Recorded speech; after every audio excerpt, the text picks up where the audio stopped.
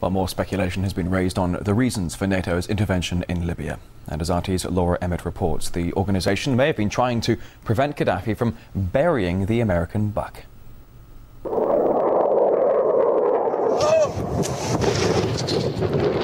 According to some, it's about protecting civilians. We must not tolerate this regime using military force against its own people.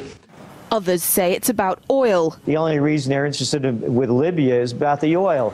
You'd think we'd be in Iraq if the major export there was broccoli.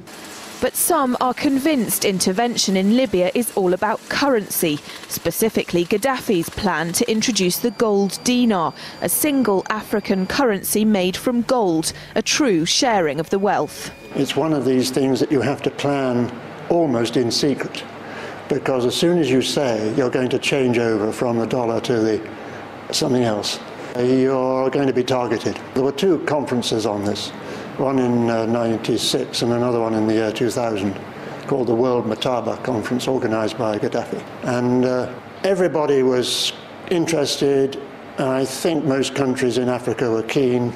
Gaddafi didn't give up.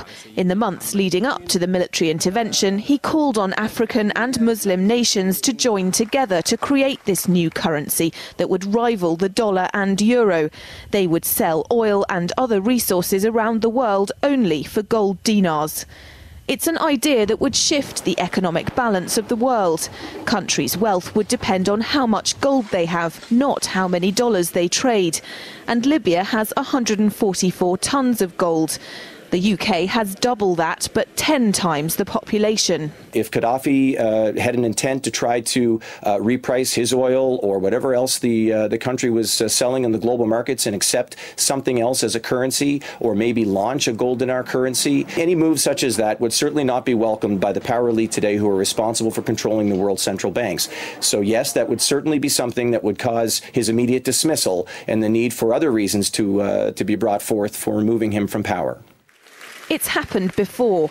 In 2000, Saddam Hussein announced Iraqi oil would be traded in euros, not dollars.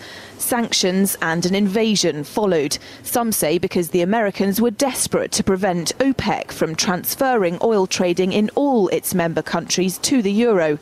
The UK's gold is kept here in a secure vault somewhere in the depths of the Bank of England. As in most developed countries, there's not enough to go around. But that's not the case in places like Libya and many of the Gulf states.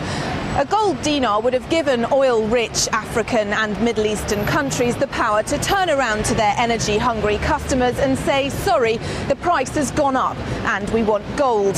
Some say the US and its NATO allies literally couldn't afford to let that happen. Laura Emmett, RT, London.